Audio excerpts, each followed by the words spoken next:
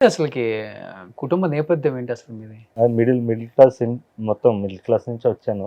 Lower middle class కూడా అనుకోవచ్చు. హ్మ్. అక్కడి నుంచి వచ్చాను. ఆల్రెడీ చెప్పానండి. అది నాకు ఏం చేస్తారు? ఫ్యామిలీ గురించి అమ్మా, నాన్న? అంటే వాళ్ళ గురించి చెప్పడం నాకు ఇంట్రెస్ట్ లేదు. ఆల్రెడీ చెప్పా. ఆ! చాలా ట్రామాటిక్ చైల్డ్‌హుడ్ నాది. ఆ! దాని గురించి ఆల్రెడీ మాట్లాడేసాను. పర్సనల్ లైఫ్ గురించి ఇంక మాట్లాడదలుచుకోలేదు. అదొక్కటే సారీ. అంటే నేను విన్నాను. అంటే మీ పర్సనల్ లైఫ్ కూడా ఎఫెక్ట్ అయిందా? ఏమవ్వాలా? ఏమవ్వలేదా? అంటే నేను పుట్టినప్పటి నుంచి కూడా నేనేంటి ఇలా పుట్టాను, చాలా డబ్బున్నోళ్ళు పుట్టుండాలి, నేను రాజుల కుటుంబానికి ఎక్కడ పుట్టాలి ఆ! అనుకునేవాడిని. ఆ! అంటే మా స్కూల్లో కూడా మా మదర్ వస్తే ఎవరంటే మా పక్కింటి ఆమె అని చెప్పేవాడిని. అంటే హ్మ్. నేను చాలా రిచ్ అని ఫీల్ అయ్యేవాడిని చిన్నప్పటి నుంచి. Rich okay. అంటే నాట్ డబ్బులని కాదు, ఒక గ్లోరీ ఉంటది కదా నాలో. నేనేంటి వీళ్ళు మిడిల్ క్లాస్ పీపుల్ పుట్టాను అనే ఫీలింగ్ ఉండేది, నాకు ఎందుకో తెలియదు నాకు. హ్మ్. అంటే డబ్బు మీద వ్యామోహం కాదు అది. లైక్ వాళ్ళ ఆలోచన విధానం ఇవన్నీ చూసినప్పుడు చిన్న 4 ఏళ్ల వయసులోనే ఇది చూసినప్పుడు నేను వీళ్ళకన్నా సుపీరియర్ అనే ఫీలింగ్ కలిగేది నాకు. ఓకే. ఎందుకో తెలియదు. అది చిన్నప్పటి నుంచి ఉంది ఆ సుపీరియారిటీ కాంప్లెక్స్ నాకు తెలియకుండా. ఓకే. ఆ నార్సిస్టిక్ బిహేవియర్ గాని నాలో. హ్మ్. అందుకే మ్యానుఫ్యాక్చరింగ్ డిఫెక్ట్ అంటున్నా. ఓకే. నాన్నున్నారా? ఆ! టచ్‌లో ఉంటారా నాన్నకి? ఎవ్వరికి టచ్ లేదు. అమ్మకి గూడా? ఎవ్వరికి లేదు. ఇద్దరికి టచ్‌లో లేరు. ఓకే. వాళ్ళ లైఫ్‌లో వాళ్ళు. వాళ్ళ లైఫ్ వాళ్ళు. కానీ వాళ్ళు కనీసం అనుకుంటారు కదా! కొడుకు ఎలా ఉన్నాడో చూద్దాం. వాళ్ళు ఫోన్ అనుకుంటారో చేద్దాం. లేదో నేనైతే అనుకోనండి. ఆ! వాళ్ళు అనుకుంటారని కూడా నేను అనుకోను. వాళ్ళు అనుకోవాలని కూడా అనుకోను నేను. హ్మ్. ఫోటో కూడా లేదు మీ దగ్గర. అసలు నా చిన్నప్పుడు ఫోటోనే మొన్నెప్పుడో దొరికింది. ఎవరో పంపించారు. ఆ! అది పోస్ట్ చేశా. కానీ వాళ్ళ జీవితం చూసి మీ జీవితంలో కొంత ఎఫెక్ట్ అయిందా? మీరు కూడా విడాకులు తీసుకోవాల్సొచ్చిన అన్న అంటే టైంలో? నాకు ఎఫెక్ట్ అవ్వలేదండి. అదే చెప్తున్నాను, నేను మామూలు మనిషిలాగా కామన్ మ్యాన్‌లా ట్రై చేశా. హ్మ్. ఓకే. అందరిలాగా నేను ఎందుకు తేడాగా ఉన్నాను, వీళ్ళలాగా ఉండాలి అందరిలాగా అని ట్రై చేశా. హ్మ్. నేను కూడా పెళ్లి చేసుకున్నాను. కరెక్ట్ ఏజ్‌కే చేసుకున్నాను. ప్రేమించాను. అన్నీ లవ్ చేసారా? లవ్ మ్యారేజే. ఓకే. ఆ అమ్మాయి నేనిద్దరం లవ్ మ్యారేజ్. ఎమోషన్స్ ఇన్వెస్ట్ చేశాను. అంటే ఏదో ఫేక్ లవ్ కాదు, ఫేక్ మ్యారేజ్ కాదు. సీరియస్‌గా నా సైడ్ నుంచి 100% ఇచ్చి చేశాను. చూశాను. హ్మ్. ఇదంతా ఫేక్ అనిపించింది. ఇప్పుడు నరుడు బ్రతుకు నటన అంటారు కదా! ఇదంతా నటనే, ఇదంతా ఏంటి, ఇదంతా రియాలిటీ కాదనిపించింది. ఓకే. నా సన్ చూపించింది 1 ఇయర్‌కి, పుట్టిన 1 ఇయర్‌కి. ఆ! నాకు సన్ మీద ఏం ఫీలింగ్ రాలా. ఆ! అంటే నాకు సినిమా తప్ప ప్ర మనుషుల మీద నాకు వ్యామోహం లేదనేది ఒకటి అర్థమైంది. నాకు ఆ! కడుపు తీపి లేదు. ఆ! ఇప్పుడు కడుపు తీపున్న యాక్టర్లు సో అండ్ సో కాల్డ్ యాక్టర్స్‌ని చూస్తున్నాం మనం చాలా మందిని. వాళ్ళ కొడుకుల్ని, వాళ్ళ కొడుకు లేతే అక్క కొడుకుల్ని, చెల్లెల కొడుకుల్ని అందరిని తీసుకొచ్చేస్తున్నారు ఇండస్ట్రీకి. ఫర్ హ్మ్. ఎగ్జాంపుల్ అవును. అవును. దీంట్లోన అవును. అవును. ఇండస్ట్రీ అనే కాదు, వేరే సెక్షన్స్ ఆఫ్ కడుపు తీపి యాక్చువల్లీ సమాజానికి డేంజరు. ఇప్పుడు నా కొడుకుని నేను హీరోని అనుకోండి. రేపు నా కొడుకుని హీరోని చేయాలనుకుంటే అది నా స్వార్థం. సమాజానికి డేంజర్. ఇంకో టాలెంటెడ్ పర్సన్ ఎవరైనా ఉంటే వాడికి అడ్డు కట్టేసినట్టే కదా! హ్మ్. హ్మ్. ఆటోమేటిక్‌గా హ్మ్. నేను. హ్మ్. హ్మ్. సో, నేను కరెక్ట్‌గానే ఉన్నాననిపించింది. అంటే రాజకీయాల్లో, సినిమాలలో ఎక్కువుందనే మీ భావన? ప్రతి చోట ఉంది. ఆ! కడుపు అంటే ఈ తీపి 2 ఎక్కువ కనిపిస్తాయి గాబట్టి మనకి. ప్రతి చోట ఉందండి. హ్మ్. లైక్ మీరు దేంట్లో అన్నా ఉంటది. మీరు కార్పొరేట్ కంపెనీస్‌లో ఉంది. ప్రతి చోట ఉంటది. అక్కడి దాకా ఎందుకు, టీ కొట్టులో కూడా ఉంటది. హ్మ్. వాడు నా తర్వాత నా కొడుకు టీ కొట్టులో 15 ఏళ్ళు పనిచేసే కుర్రోడు ఉంటాడు. హ్మ్. వాడికన్నా కూడా ఈళ్ళ కొడుక్కే ఇస్తాడు కదా! అవును. తాళాలు నెక్స్ట్. అంటే ఏం చేయాలని వాళ్ళ కొడుకులు నెక్స్ట్ మరి ఇంకా? కడుపు తీపి ఉండకూడదంటున్నా. మనిషి మీద వ్యామోహం, వాడి రక్తం మీద ఇది నాది అనుకునే వ్యామోహం కన్నా కూడా హ్మ్. ఎవడిలో టాలెంట్ ఉంది, ఎవడిలో ఏదుంది వాడిని పైకి తీసుకురావాలి. నేను కష్టపడినట్టు కష్టపడేవాడిని మనం ఎంకరేజ్ చేయాలి. వాడిని మనం గుర్తించాలి అనేది ఎప్పుడొస్తదంటే మనకిది లేనప్పుడు. ఓకే. నా సొంత రక్తం, నా సొంత ఇది అనే ఫీలింగ్ లేనప్పుడు. హ్మ్. సొంత అనేది నీ డ్రీమ్ ఉండాలి. ఇప్పుడు నాకు సినిమా మీద ఉంటదది. మిగతా వాటిల మీద లేదు. సో, నేను అనుకున్నా.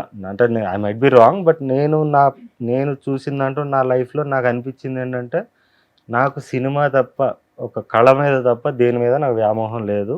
అండ్ ఇది కరెక్ట్. నా పాయింట్ ఆఫ్ వ్యూలో కరెక్టే. ఎందుకంటే సమాజానికి కీడు చేయదు, చెడు చేయదు అనిపించింది. రీసెంట్‌గా అనిపించిందా ఇది? రీసెంట్‌గానే అంటే రిలీజ్ అవుతుంటాం కదండీ. అంటే బాబు గూడా పుట్టిన తర్వాత అనిపించిందా? బాబు పుట్టి నేను చూసింది 10 ఇయర్స్ అయిపోయింది. ఆ! 10 ఇయర్స్ అయిపోయింది. నాకు ఫీలింగ్ కలగలేదు. ఓకే. నాకు ఇది లేదేమో, నాకు సినిమా మీద అంటే పిచ్చి. ఏం ఫీలింగ్ కలగలేదు నా కొడుకు అనా? అదేం కలగలా. ఆ! అంటే అందరూ చెప్తారు కదా! నీ కొడుకుని ఫస్ట్ టైమ్ చూసినప్పుడు ఇలా ఉంటది, అలా ఉంటది, మనసులో ఇదొచ్చేస్తదని. ఆ! నాకు రాలా. ఆవిడ కూడా అదే ఎక్స్‌పెక్ట్ చేసింది. వీడికొస్తదేమో, మారుతాడేమో అని. ఆ! కానీ మీరు ఇలా అని ఆమెకు అప్పుడే తెలుసు. తెలుసు. పెళ్ళికి ముందే తెలుసు. ఆ! మారతాడు, నువ్వు మారతావనుకున్నానది. హ్మ్. ఎలా మారతావనుకున్నావు? నేను ఇంతే కదా ఫస్ట్ నుంచి. హ్మ్. కానీ ఆమె మరి ఎందుకు కొడుకుని కన్నారు మరి? కనకుండా ఆమెకు ఉండాల్సిందిగా. గావాలి. ఓకే. హ్మ్. రేపు వాడు కూడా మీలాగా తయారవుతాడు చూడండి. మంచిదే కదా తయారైతే, మంచిదే కదా తయారైతే. సో వాడిని పుట్టినప్పుడే చూసారు మీరు? అంతే అంతే. అది పుట్టినప్పుడు అంటే అది 1 year తర్వాత చూసాను. 1 year తర్వాత. ఓకే. ఇప్పుడు వాళ్ళతో కూడా టచ్లో లేరు? అసలు లేదు. 10 years అయిపోయింది. 10 years అయిపోయింది. తమిళ వాళ్ళు? తమిళ. ఓకే. బాబు ఫోటో కూడా లేదు మీ దగ్గర?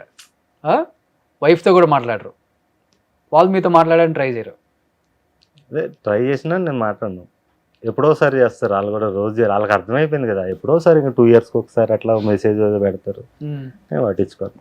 ఏంటి ఇప్పుడు మీకు అసలుకి జీవితం అంటే ఏంటి అసలు? మీకు జీవితం నాకు సినిమా వినోదం? సినిమా అండి. మనిషి అన్నోడు 100 ఏళ్ళు చచ్చిపోతాడు అంటే, ఇప్పుడు అంటే 60 ఏళ్ళలో బతికేది ఎవడన్నా. నాకున్న అలవాట్లకి ఇంకా తక్కువే బతకచ్చు, కానీ చచ్చాక కూడా బతుకుండాలన్నది నా అంబిషన్ అండి. ఓకే. చచ్చాక కూడా మన కళ బతుకుంటది, ఫ్యూచర్ జనరేషన్స్ కూడా మనం గుర్తుంటాం. మనిషి ఎనీ టైం చచ్చిపోవచ్చు. ఓకే అనేది నా మెయిన్.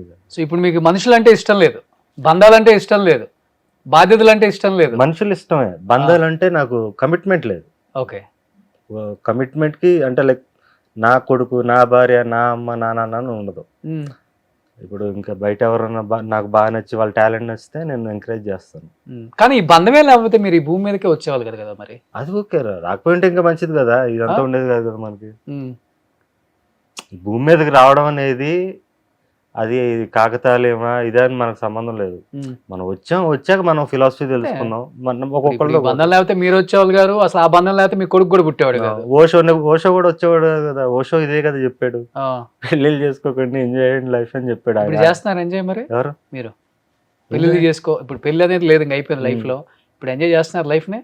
ఎంజాయ్ అంటే ఏంటి? ఇదే సినిమానే, ఓన్లీ సినిమా అంతే. ఓకే. మీ లైఫ్ లో ఇంకొక అమ్మాయి అంటూ రాదా? అమ్మాయికి కూడా నేను కంటిన్యూగా రిలేషన్షిప్ లో ఉన్నాను. ఇప్పుడు నేను యాక్చువల్ 1 year నుంచి నేను బ్రహ్మచర్యం పాటిస్తున్నా. లాస్ట్ 1 year నుంచి. బిఫోర్ దాకా ఉండేవాళ్ళు అప్పుడు అంటే ఉంటారు కదండి మనకంటే నాకు అది కూడా నార్సిజమే.